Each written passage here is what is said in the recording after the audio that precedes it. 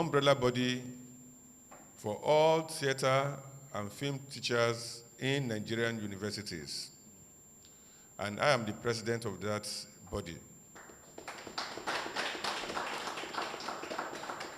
So this is an opportunity for us to look at our trade, our profession, and have other people outside of those of us who are in the academia discuss the future of the artist, the performing artist, and his heart and his art, to see where we are in this age of digital media, where everywhere is saturated with social media, TikTok, Instagram, YouTube, and so on. So I'll be asking some questions, and we want to see how we are going to navigate the current, it's not a situation actually, the way the world is now, how we are going to navigate that. So, you are welcome once again, Mr. Makinda Adeniro, and of course, Babatunde Lawal. So I'll begin by asking, as performers, as filmmakers, as a filmmaker, that's for you, Mr. Babatunde Lawal, and as a core theater person, Mr. Makinda Adeniro, what do you think is the challenge that the theater faces in this age of digital media? Thank you, Professor Tunji Azeez. This question often, I think is an ongoing thing. People keep thinking when a particular medium appears, when COVID was around and the digital thing became a reality, it was like theater was almost going into extinction. Lo and behold, COVID is over. Theater is still standing strong. So I always say there is no challenge. There is no problem that is facing. The only problem is to the mode of practicing. It is helping the theater practitioners to shape up, to understand the trend. And then nowadays, you see theater with multimedia. Multimedia has forever been there, but it is shaping us up on how to tell relevant stories for now. The mode of presentation has to change. It has to have the understanding. You know, there are all kinds of elements that makes a commercial theater. We must understand those critical points. Perhaps one of the reasons the theater is not out there as it should be commercially is because we have refused to change the model. Where you are still doing large cast play and you think there is going to be money. No, we don't have standard theaters. In Nigeria, we only have performance spaces. These performance spaces are mostly private run. The private companies want to make their money. Yes, they are into business. But those of us planning theater, have we been able to reimagine theater? Must we tell the story with 100 people? Whereas you can think deeper and tell the same story with 2 people. That's commercial thinking. So what the digital age, I think, is forcing us to know, it is not the threat of theater going away, or no, it can't. No, as a matter of fact, I think theater is the foundation for all other, this is the foundation. It's like a workshop for the performing arts. It's the laboratory for the performing arts. When you check the Hollywood, when the big actors goes on, if they go on screen, right, and after that big screen, to retool themselves, they go back, they find a job in Broadway. And if they don't get one job there, they hire a coach. It is to retool them. So theater becomes a workshop for all performing arts. It's the way an actor, a performer, retools himself. So nobody is going to clear the workshop because you are growing. No.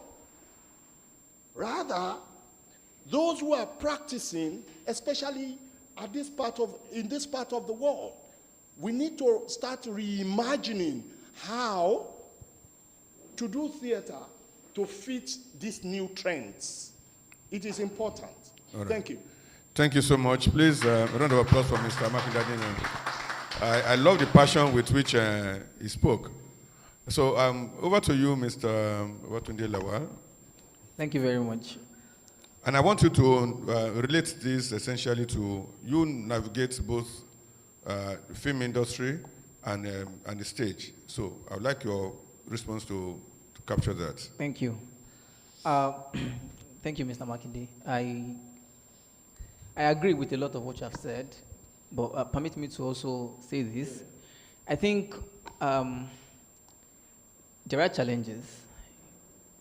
There are challenges that we actually genuinely need to address. And I'm going to be speaking, like you said, from a film and theater perspective. And the first thing I would say is primarily a structural challenge. Now, I'm a very big fan of the theater, even on Broadway. I've never seen any one of them live, but I have been able to consume a lot of Broadway content simply by watching it of the recordings. Yeah. And my favorite of all is Alexander Hamilton by Lin-Manuel Miranda, a very popular musical. And it has been running for, I think, 10 years. 10 years. Yeah, 10 years.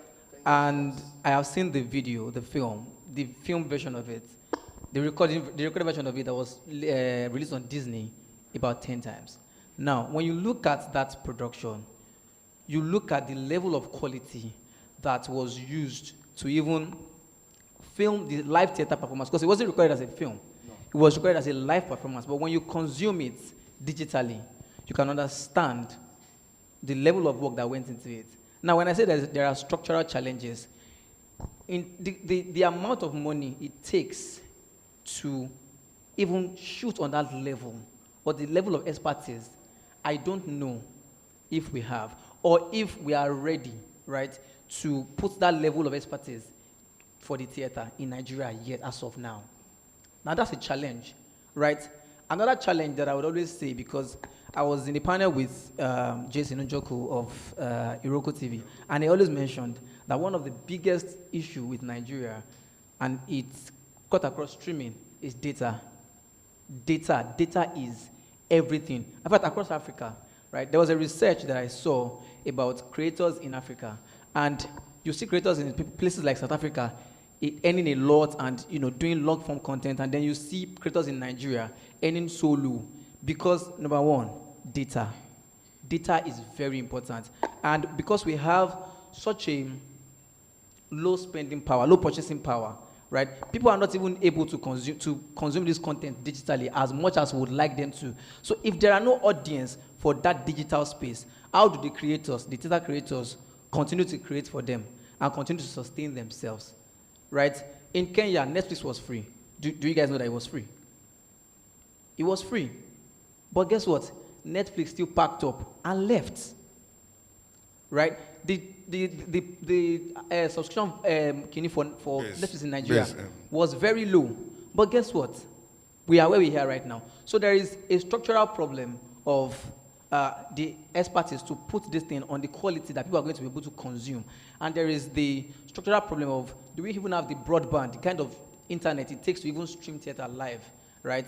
And things like that. Let's just leave it at that for now. All right. Thank you so much. Thank you so much. Well, drawing from what you just said now,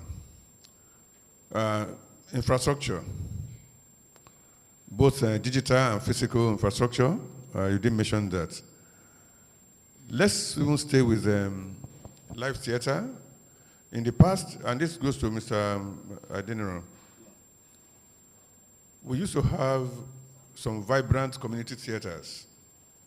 And I wish that my friend Shegun Adefila and Shiwanju Baju were here with us.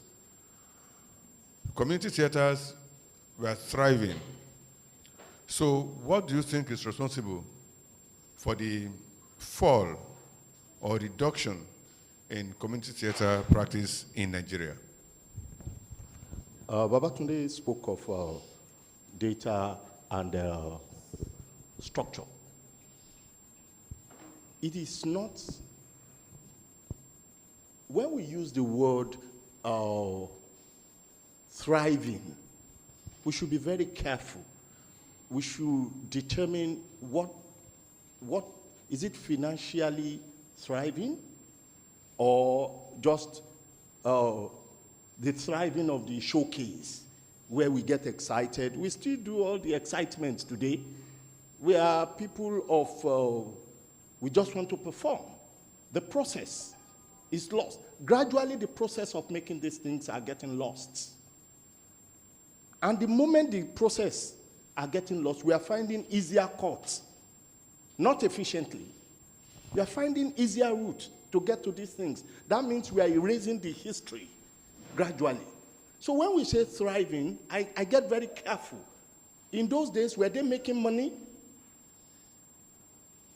We enjoyed the performance. It was good.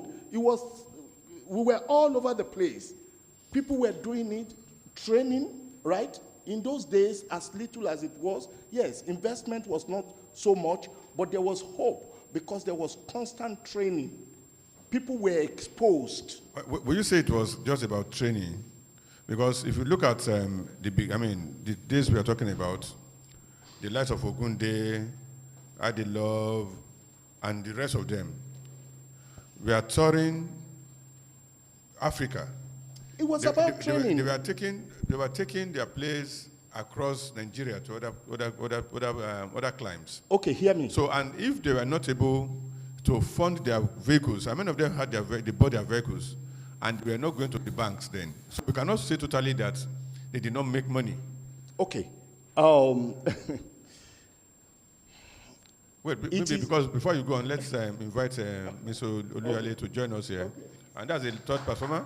Okay. She's the CEO of the Serious Empire, a dance troupe that has spent about 5-6 years now training young people in the art of dance. Well done. You're welcome. You see, unfortunately, there are no concrete data to this thing we just talked. But one thing I will hold on to that was visible until tomorrow, there was the system of apprenticeship then, which to me, right, that is training, even if they didn't say so. And that system of apprenticeship, even up till date, is still going on. But it is lacking now. Yes, we can make that assumption that they made money because they were keeping them. Again, if you look at the history of what they did, they had to themselves, the individuals, the Ogundes, they had to begin to marry those women so that they can be part of the company. And if you really want to go into the research, go and talk to some of these people who are alive now. So I have stopped applying sentiment into that past history. We have to look at it for what it is so that we can improve. Because these are the realities that we are not looking at and saying, this is what it is, and this is the next level we have to go. Investment is not in the business of the arts. In performing art, whether film or theater, structured investment is not in it. And when I say structured investment, who is going to put his money in one distance that has no security for the finances you are putting in?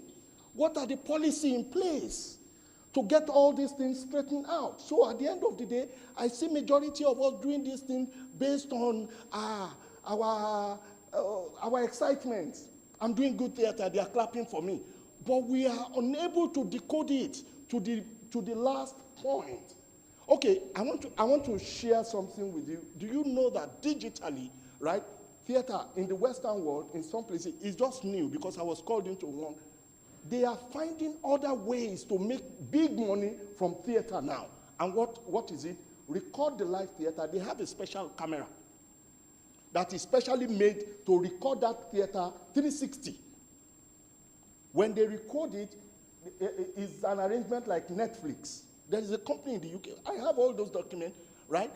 They then put it on that so that each click anywhere in the world makes money back to that producer makes money. It's a new development. And this is what I say about we have to. See, in Nigeria, a lot of things are wrong. A lot of things are not helping. Individual effort are the things we are seeing all over the place. All right. I'll stop you here and ask. I think I will agree with you that the Western world is planning more. Without killing one side, killing live theater, they're promoting their films and they're still promoting live theater and ensuring that practitioners of theater are still making ends meet and living well. Now, let's take you to, I want to go to Mr. Babatunde Lawal before I go to Mr. Oluyale. He mentioned training as a core component of sustenance of theater and performance generally. And he mentioned the Yoruba, apprenticeship system, where people, serve under a master. How do you see that working in an age where people can now go on YouTube and learn the art of acting, of writing, and so on, and then you have different platforms to learn these things for free? Do you see that apprenticeship thing still working in this age? Permit me to speak freely. To speak?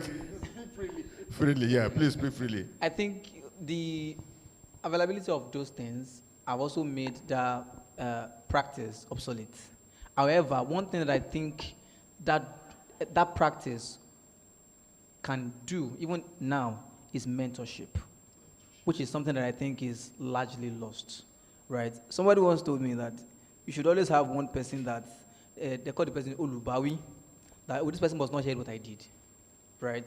And it's across different spaces, even, not just even in the theater, right? In life generally.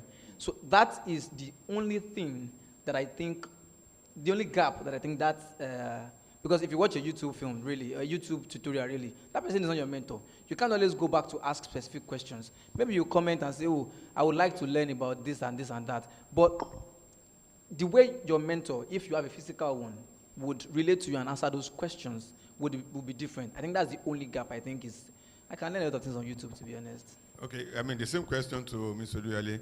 You are a dancer and choreographer and a trainer of dancers, right? Do you still think that your role as choreographer and the rest is still relevant in an age where people can go online and learn dance on YouTube? Okay, good evening once more. I would say it is very, very relevant. Now, it is different when you go to YouTube and watch, a dance routine, for example. When you want to apply it, you need someone that will simplify it for you. Sometimes you need touch. You need someone that will direct your legs. Move it this way, move it that way. And you cannot compare it. Because there are some things that, you say, okay, I need to learn this particular aspect in dance. And then you go online, and then you see even the basic steps of it. You cannot build on that if you don't have mentorship. You can just, copy what you learn online and push out there. There's no aesthetics. There's no, there's no deep meaning. There's no depth. Yeah, okay. Okay, now, I want to stay with you. How many years have you been, your troupe is how old now? 8 years, sir. 8 years. Would you say, please clap for her, which means that she hasn't worked under anybody since graduation, right? Yes, sir. Yeah. So, how have you been surviving financially all these years without government support, without borrowing from the bank? How have you been doing your shows? Okay, so when it comes to theater is a field that you have to start. You have to start, and then at the end of the day, it will start feeding you. You first feed the theater, then the theater feeds you. So how did So how did you feed the theater? I started when I was even scared of starting. So there is a point that you just feel, oh, let me start something. After you've learned under somebody, and then you say, okay, I can start pushing. So there is this point in life where you still have support. Maybe as a young person in school, you still have one or two supports. That is the best time to start planting. And then, while growing, we had our ups and downs, in fact, a lot of downs, but courage, vision. And I was also, by God's grace, surrounded with the right people, the right mentors. So people that we tell that you cannot just go back because of them. And then I also used innovation. Some of the jobs I got, some of the connections I got, they did not know me. There was a point where I would write a proposal from Dexterous Empire to 10 companies. They don't know me. I will send mails to them. I will go to their physical office. I will drop the letter with the secretary, collect the secretary's number, and be calling her day and night. We are into dance. We are into performance. Anytime you are doing end of the year party for your company. And seriously, 2 or 3 reached out, and we still work with them to date. So that's 3 over 10. 3 over 10. They reached out. So these are the little ways. And the way theater is anything you are doing, give it your best. So the way I grew my clients is this. I went for performances. I gave my best. Most of the audience will reach out to you. Okay. Can you compare what you earn to what some people on Instagram or TikTok would do in 5 minutes, and then they have followers and all of that? Some of why them. Why haven't you gone to that route? Some of them, there's no depth in that. And when you want to work with international bodies, for example, they won't just go with something that does not have depth. Now, there's what we call quality. Everybody produces, everybody performs. But there are some companies that will never go for some kind of performance because there is no depth. Now, okay. Some of them earn much, much more than me, and some don't. So it is the quality of what you are pushing out that will end up pushing you. And you'll be in the right gathering. You won't be just in any other gathering. All right, thank you so much. Mr. Batunde Lawal, you are also a writer. Now we are in the age of AI, where script can be written in 10, 15 minutes. Once you have your co-pilot and you give the episode, what do you see as the future of people like you and I who are writers? Okay. I'm going to speak. I want you to be very, very straight. I'm going to speak based on the reality of where we are right now. As of now, we are safe. We are safe. And why do I say we are safe? Right now, maybe in the future, maybe we will not be safe again. But right now, we are safe because the machine learning tools out there do not even understand the nuances of what we do here. Right? We did the research together. And in that research, we figured out that go to Midjourney. Midjourney is an AI tool, right? And tell Midjourney to generate the images of an impoverished white man. And see what it's going to generate for you. It generates black men for you. Because the people that are feeding those tools as of now are not yet catering to the nuances of the kind of stories that we write. However, they will get there. And when they get there, how do we feed? To be honest, it's a fear that I have, but I know that one thing would always set you apart, right? We've written stuff together, and then when people read it, they're like, oh my God. And I've also tried to, just for learning purposes, just for learning purposes, try to feed the AI tools, things to write for me. And just like she said, there is no depth. And I think that is the only thing that sets us apart right now. There's a way a human touch feels with script writing. I was in a workshop with African Magic for a new show that was, and the editor came to the group and said, XYZ wrote their script with AI, therefore they are fired. Because you can just tell. You can just tell when there is no human touch in something that has just been written. Maybe in the future we won't be able to tell anymore, but right now we are safe. we can tell. And for us as writers, we just need to keep growing so that these things don't just take our jobs. And we should also take them as collaborators, not an adversary, right? There are ways that they can also improve our workflow, right? I wrote a script with recently, and I shared it to you, and you gave me long notes. After I finished working on your notes, I gave it to the I said, brutally review these scripts, right? The first one, almost everything that you mentioned as notes, he gave it back to me for the first one that I sent to you before you gave me the notes, right? So these are things that these things can do for us. It can act as a reviewer. You know, tell it to be honest. Nobody's seeing you, just you and the machine, right? Tell it to be brutally honest. He gave me 90% of what he has given me before. So these are ways I think as writers we can use it and still continue to sustain ourselves. And also, again, continue to be deep. Thank you. Anyway, you mentioned that I gave you, some notes, and AI gave you something similar. Let me assure you that I didn't use AI. I spoke from my experience. So, Mr. Makinde, Yes, sir. Mr. Makinde, let me come back to you. You're also an actor. Yes.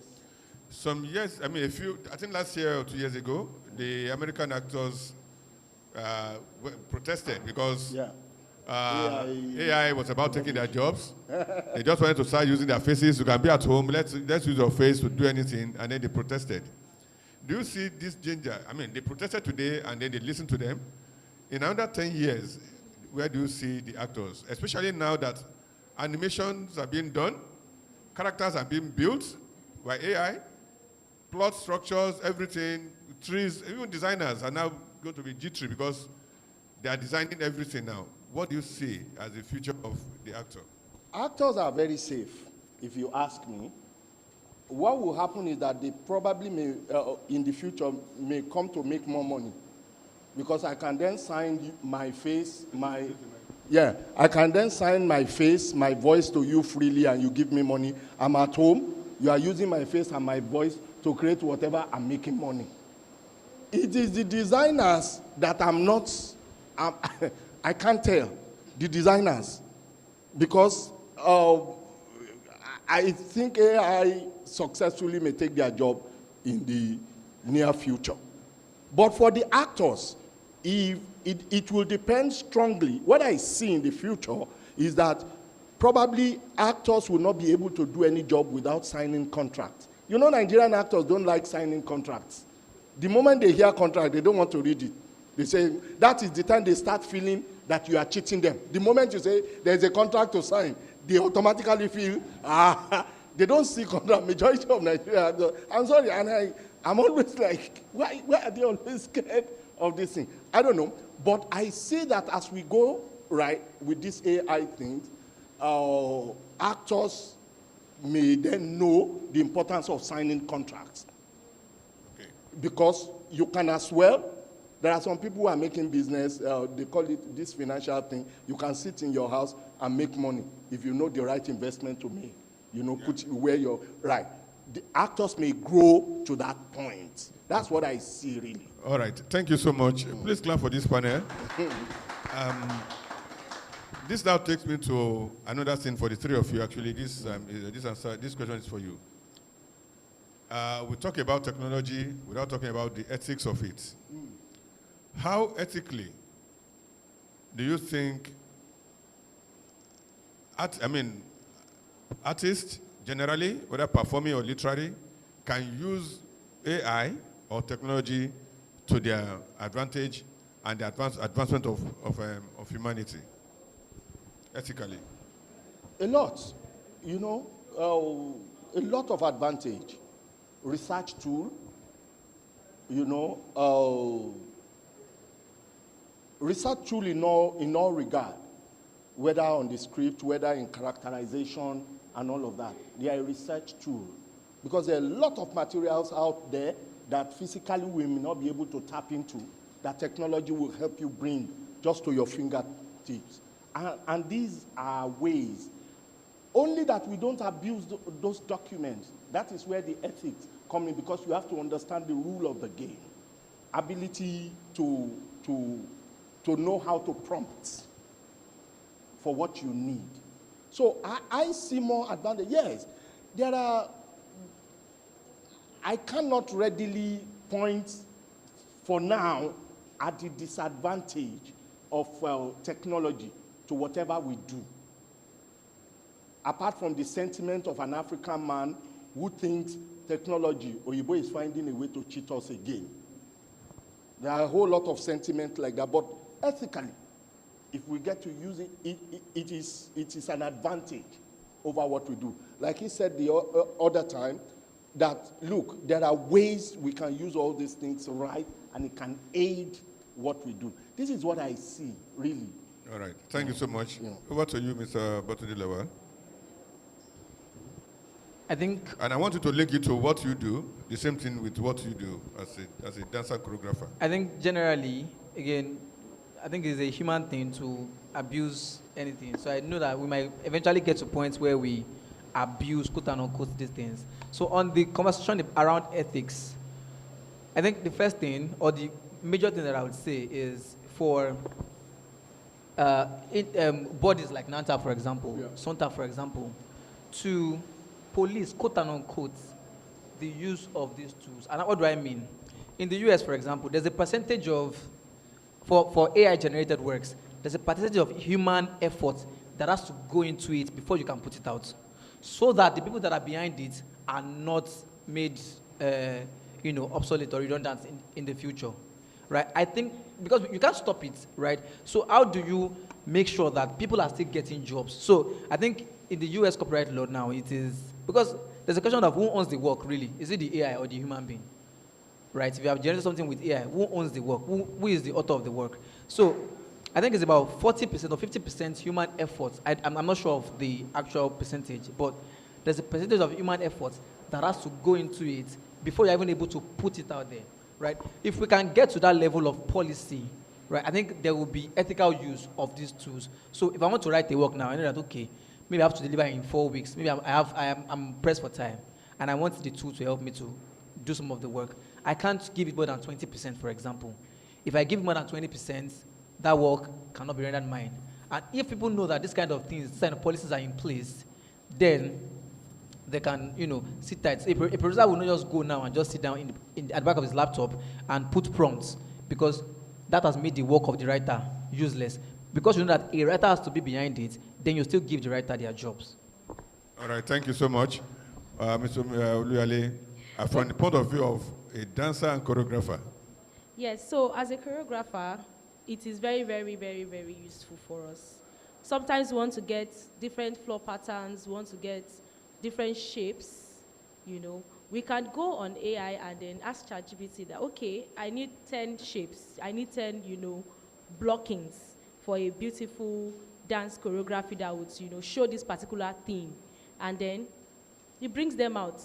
If I get a circle, for example, I can make it a zigzag, I can make it a snake, I can make it an arc, but I've gotten that inspiration at that point from this digital means. So that's one aspect.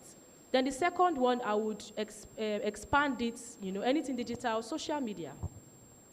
Now, this makes our world a global stage. We have had situations where we were performing a libretto here in Nigeria, and people were watching from London.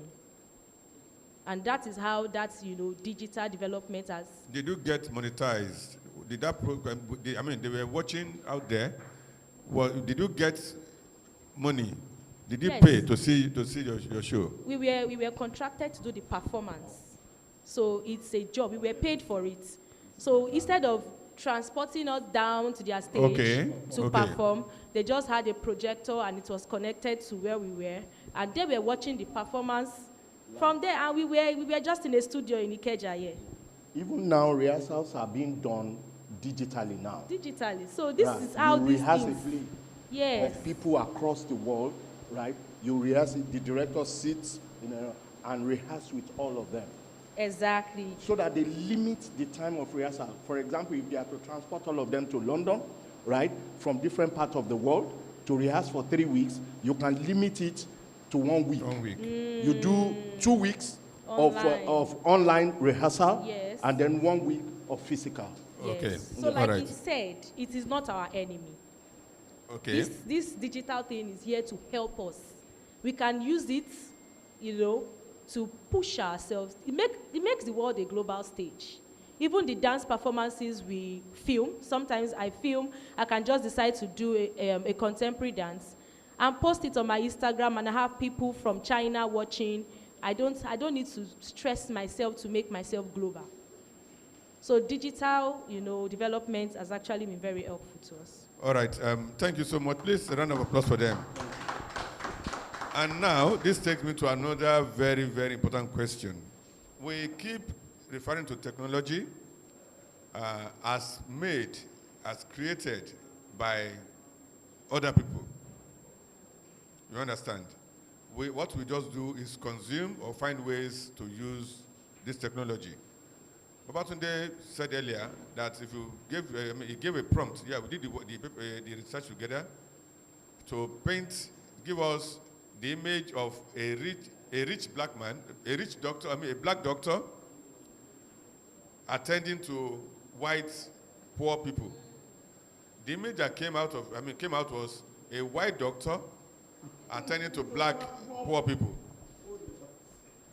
Because in the world of those who fed it, they could not figure poor white people and being attended to by a black doctor.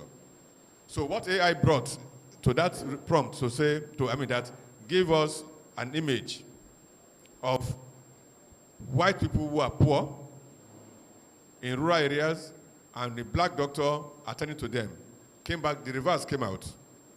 So when we're talking about technology, talking about AI and all those things, we are still using the tools created by others. What are the chances that the creators of these devices or these tools will ever think about us? And what do you think we can do to own this technology and create something or things that are our own? Thank you. It is very easy because what AI does is knowledge, share knowledge, and one of the biggest weapons in this life is knowledge, right? So they can weaponize it. But what I think, and I don't know if we are ready, because Nigeria is, I think, 152 in Africa. Is it Africa?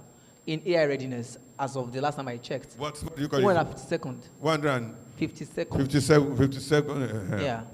In readiness. Yeah, just readiness. Now, when we eventually get ready, what do I think we should do? I think unlike the West, where there's a very large kidney of knowledge when it comes to filmmaking and everything like that, here, because it's not large, what we can do is, for example, if we have an engineer who wants to build an AI tool, that engineer should work with people like you, maybe people like me, or producers to build those tools so that they are not generic. The issue we are having right now is that they're using a blanket information to work for everybody, and that doesn't work. So people who are very specific, who have specific nuances of those cultures, have to be consulted when these tools are being made, or else we're going to build the same thing. We're going to build AI tools that would work, but also still have the knowledge of, because what people are doing, even in Nigeria, they are shaking hands with ChatGPT. So the engineers will build their tool and have a handshake on ChatGPT's backend. They're calling it open source, right? If we continue to go that route, it will never work. It just can't work. We have to build from ground up, contract people who, like you, who have culturally minded and understand the nuances of the culture to actually feed these tools. Then we can even now start talking about, working from here globally. But internally, we even have to first of all do the work, or else they'll just keep weaponizing the information and we'll keep taking it. And like you said, from an African man's perspective, technology is evil. Thank you so much. Please clap for them. Okay, no. Over to no. I want her to also respond to that. Okay. He actually said he justified it very well. So I would add that we need to start working internally. Nigerians need to wake up. We are used to getting things from outside. Even matches is imported. Matches is imported. It's as bad as that. So I think this awareness has to be you know, we have to be very, very, very, very violent with it. And then also, people that are trying to come up to build one or two technology should be encouraged. They should get to the right source. I would not just generalize it, you know, and say, oh, Nigeria is bad. There are people that are actually putting and pumping money into our local technology, development of technology in Nigeria. It's just having the right plugs. And then, okay, I'll give an example. There was a time we came together to do a libretto, and I pushed out a particular play, a libretto, to an international organization. And they said, no, we want something African. We don't want something, you know, because the whole thing was about technology, you know, talking about Nigeria, the future of Nigeria, you know, going into 2050, where people can teleport from this to that place, you know, just in the libretto thing. And they said, no, they want something from 90s, 80s, 60s. And I'm like, why are we always going back to the 60s? Why have they stereotyped us to just African? Okay, the job was by people outside Africa? Yes. And they wanted, what is the past? Yes. So the way they kicked against the development. They didn't want to see you project into the future. At all. Uh-huh. Okay, no, sorry, before you come in, please, sir. We just to pick only one dance, bata. Okay. I know there are several bata steps. Right? Yes, sir. We have not talked about other dances. Yes, sir. How do you think it is possible to feed AI with all the different dance steps across Nigeria, not talk about Africa, because these things are going to extinction. Yes. And one thing that I think that AI is doing is also retaining this information data for posterity. Now we have lost some of these steps, these bata steps, and other dances across Africa. What do you think we should start doing to retain those dances? Okay, from that, I would say it starts from young. So there's something the Exteriors Empire does. We do theater clubs in schools. So schools have drama club, and they have dance club. And that dance club, we have ballet, we have salsa. When you have drama, we have plays. But what I try to push is theater clubs, where from young, they can do a Gods Are Not to Blame play that is traditional. And then I think we also have to be bold and proud of our culture. I'm very proud of my culture. So AI, most people don't even do research on bata to even start with. Most of the times when you want to do dance, because we know bata, they want to learn about salsa and Western dances. So I think we need to, because AI, the way AI works is the way you feed your ChatGPT, that's how it grows. So I think we should also have an opportunity or a sector where we can impute these things in the knowledge that AI has. In terms of our dances, our culture, our food, our norms, our taboos, you know, we should have a section where we can actually feed these things, not just the modern things, our traditional all right. things. Thank you. Mr. Adino, you wanted to say something? I was just trying to think through it all, you know. I agree with what you said in terms of how to sustain all of this in terms of technology, how to build our own from here. We then point to the system of education has to change, you know. In order to get all these things, the system of education and investment in education, because these are deliberate steps. It is not enough to talk about them. There are no deliberate steps out there. Nigeria is full of accidental successes. Look at Dirty December. It was accident. We weren't deliberate about that success. It was just something that happened. Hey, yeah, and everybody kept. How well have we been able to build structure now to take in that Dirty December and turn it around for the betterment of the people? And these are all the things. So it brings me to one question that I keep asking. And I'll take it back to the compilation of IFA. How were they able to compile the knowledge of the Yoruba people, the science of the Yoruba people? How were they able, in those years, because they are still there up till date, notation, all of it. Have we grown lazy? Because these are critical questions that when we talk about all of these things and we begin to talk as if we are lazy, we have not. Something has gone wrong. That we need to address. That we need to fundamentally address. It is good enough we talk about all these things and we make all kinds of comparing. Compare the technology there to the... Is it that we don't have? We do. But we have not been able to internally look back into those things seriously and then take them. We are full of importing to the point now that we import. In fact, we'll soon be importing people here to do certain things for us. So that's the danger. We first have to go back to the cultural practice. I see this first and foremost about the cultural practice before we can graduate it into the education system.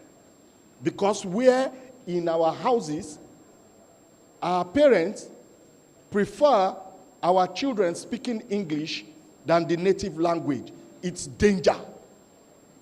Thank you so much. Thank you so much. Prof, sorry. I'll come back to you, but I think I want to open the floor so that we can have, if you have questions for them. Do you have, yeah, okay, all right, sir. Please, a mic for him, yeah? Please give him a mic so I won't make it a monologue. Yeah, okay, I think a mic has been offered there. Yeah, all right. Tell us who you are and then tell us who you are directing your question at. Okay, thank you. Please permit me to sit down. Good evening, everybody. I've enjoyed listening to all the conversations. My name is Belu Professor. I'm a journalist. You've all said things that has got me thinking a lot. Bros, you said something about actors being very wary of signing contracts. And I remember attending a program just about 2 months ago where Cap Film, what's his name? The owner of Cap Film Village, Kulia Folayon, said while going through his daddy's collections, he still saw contracts signed in the 60s and 70s. So it meant that back then, actors and performers were very professional, and they didn't find anything wrong in signing contracts. That they can still find contracts about 50 years old says a lot about our mindset to being formal. And I also know that, yeah, when people begin to hear, okay, let's sign a contract, they think you want to dupe them. Meanwhile, you're trying to just make sure that everything goes, it's black and white. You know what your limits are, you know what your everything is. I don't know really. We need to actually address that as a people. To you. You know, right now we are seeing, because we've been talking about YouTube and YouTube and YouTube. We see the trend in Nollywood now. After Netflix kind of pulled back, many of our producers are now, they're now going back to YouTube to put there is a plus to that, and I know there will also be a drawback. Going down to what you do, dancing, performing, you're not acting, as such, but you're performing, you're doing live performances. Do you see the advantage of YouTube to what you do? Because if Nollywood practitioners can see YouTube as a fallback plan, I don't see anything wrong in you guys also looking at the plus, the platform that YouTube offers for you to export the bata dancing, the indigenous things that you do to the world, because there's a world out there eager to consume things out of Africa. So I don't think we should actually, downplay what YouTube can do for us. I really have no questions for you, but I like what you said about our designers having a handshake with ChatGPT. If we don't create homegrown platforms and develop our own, AI tools and platforms, we'll continue to ape what they do in the West, and there's no development in that. We'll just be doing copy, like we have been doing for decades. Thank you very much. Thank you so much. Any other person with comment or question? Yeah, all right. So, thank you very much. I've actually learned here today, and I want to say something. Professionally, I'm an accountant, And I've actually reviewed many artist contracts and all of that. And I will tell you that the reason why they don't want to be signing contracts, I will say that because of compliance's sake. And number two is because of what? Compliance. Compliance, okay, okay. I would like you to shed more light on that. Yeah, so compliance sake. For example, if they charge them, okay, 800 million. You know, in this 800 million, there is VAT. You know, there is VAT in it. So let me just say this. I reviewed one particular artist's contracts, almost 800 million. And what we are taking as withholding tax out of, and what they are taking as VAT, it was almost 25 million. So, and they are saying that no, they can't pay this. And the law says we have to do that. So I have to stand my ground and we deducted that amount of money. That's number one, compliance sake. So number two is that artists also feel that they want to take all their money based on the length of contracts. Okay, let's say, okay, I'm coming to your record label to promote my music, to promote my talent. For what's the long time period? No, what are you giving me as an artist? You are going to get me Azeez, putting me out there and all of that. Okay, I'm going to sign a 10 years of agreement.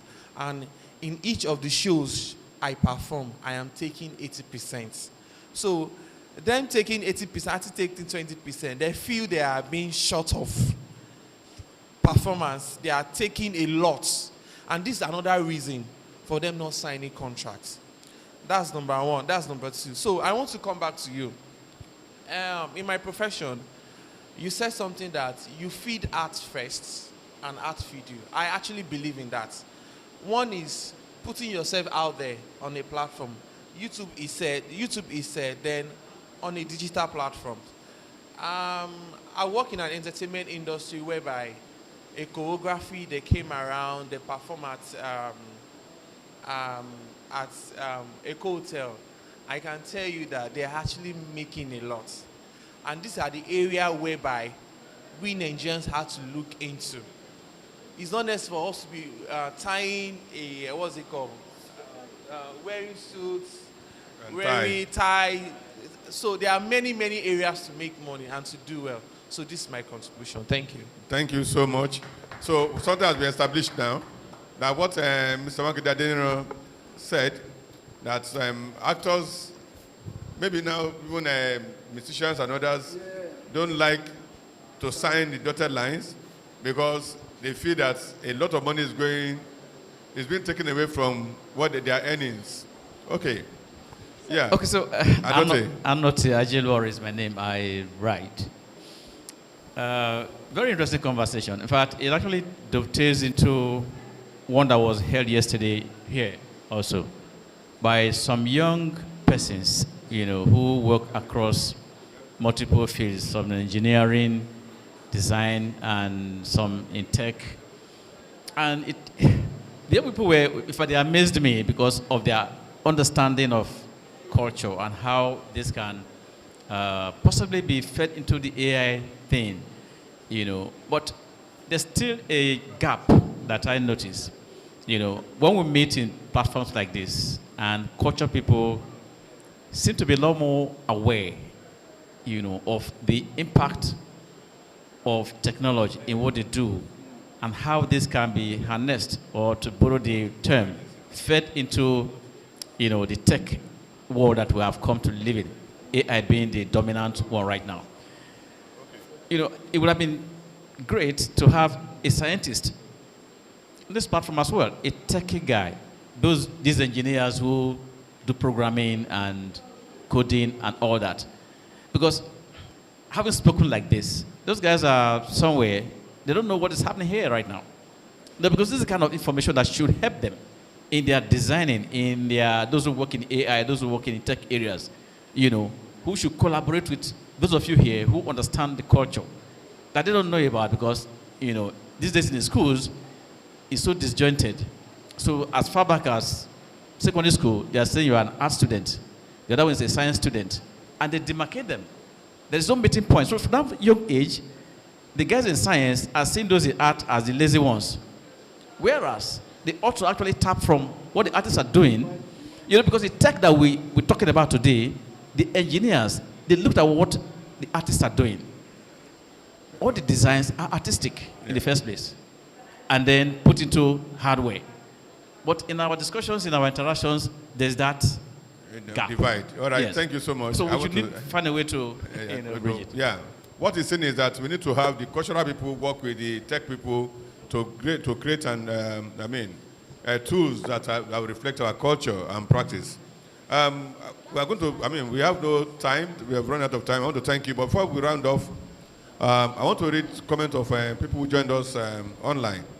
That the quality of what you are pushing out, it is the quality of what you are pushing out that will push you, that will push you. Another person says, we need a cultural AI that works with our cultural environment and sensibilities. It can be modified to suit our needs. That's from AI. That's the name there. Then KA says, it happens at New York Film Academy, too, having been a student there before. Stage acting and some other events from there, which they always send out to the alumni. We do watch virtually, live, any time of the day. And then priority, that's another person. Priority is in wrong places. IFA is our natural digital currency. IFA is our digital currency. Another person says, we need artistic intelligence too. That is not artificial intelligence, artistic intelligence. And I think that is a very, very powerful one. Another person here says, it is like safeguarding African cultural heritage with every means possible. For instance, the field of film, and in this case, film festivals around the globe. Okay, sorry, good evening, everybody. So we are having another show coming up. Yeah, we are running up. Some just running up now. storytelling. Yeah. So Okay. the comments are many, so we can't finish all of them. I want to thank everybody who has joined us virtually and those who have joined us here also physically for this very interesting time. I want to thank our panelists for giving us such an engaging discussion. I want to thank CORA for giving SONTA, Society of Nigerian Theatre Artists, the platform to have this discussion today. And we look forward to more collaboration with you. Thank you so much. Thank you. Okay, let's take a picture, please. Let's take pictures. Noah, take down Noah's phone.